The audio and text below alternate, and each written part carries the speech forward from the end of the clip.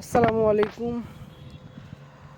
হাসাইগাড়ি বিল, যে বিলটাতে বর্ষাকালে এত এখানে নৌকা চলাচল করে এবং এত মানুষের জমায়েত এখানে হয়। এখন শীতকাল, আর এই শীতকালে একদম শুনশান পড়ে আছে এই বিলটার, মানে চারিপাশটা একদম এই যে ছাউনিগুলান, এখানে কিন্তু একদম জমজমাট। আপনার এই যে বিভিন্ন ধরনের দোকানপাট বসে, যেখানে আপনার চটপটি, ফুচকা, আরও বিভিন্ন ধরনের ভাজা পোড়ার দোকানপাট এইখানে পুরোটা এই রাস্তার দুপাশ ধরে বসে কম বেশি। এবং এই ব্রিজে গরমকালে প্রচুর পোলাপান এখানে আসে গোসল করার জন্য, আর দূর দূরান্ত থেকে আসে সবাই। যেটা এখন একদম ফাঁকা পড়ে আছে।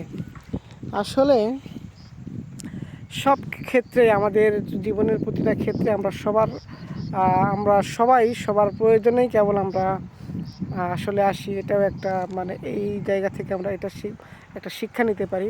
যখন আসলে মানুষ আপনার কাছে আসে, তখন দেখবেন যে তার সময়টা এখন ফ্রি আছে, সেই জন্য আপনার কাছে আসছে। আপনি, তার যদি ব্যস্ততা থাকতো তাহলে আপনার কাছে হয়তো আসতো না, অথবা তার কোনো প্রয়োজন মেটানোর জন্য আপনার কাছে আসছে। যেমন এই বিলটা কিন্তু আছে, আপনি যেমন আছেন, যেমন সবসময় থাকেন, বিলটাও কিন্তু এখন ঠিক তেমনি এরকম পড়ে আছে। পানি আছে, নৌকা আছে, রাস্তা আছে, সব প্রকৃতি এইভাবেই আছে। কিন্তু যখন আমাদের প্রয়োজন হয়, যখন আমাদের মন চায়, তখন কিন্তু আমরা এখানে আসি, নচেত আমরা কিন্তু এখানে আসি না। আবার যখন আমাদের প্রয়োজন মেটানোর শেষ, আমাদের প্রয়োজন মিটে যায়, তখন আমরা ফিরে যাই আমাদের আবার অন্য কাজে, আমরা ব্যস্ত হয়ে পড়ি। ঠিক আমাদের জীবনেও একই রকম পরিস্থিতি। আমাদের যখন কখনো প্রয়োজন মেটানোর প্রয়োজন হয়, তখন আমরা কেবল অন্যের কাছে যাই। তবে সব কিছুরই ব্যতিক্রম বা কিছু ভিন্নতা থাকে, সেটা চিরজীবনী। সব কিছুরই একটা দুই রকম দিক থাকে আর কি, দুইটা দিক থাকে।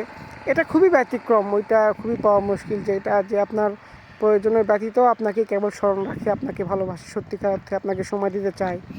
সেই মানুষগুলোকে আপনারা অবশ্যই মূল্যায়ন করবেন।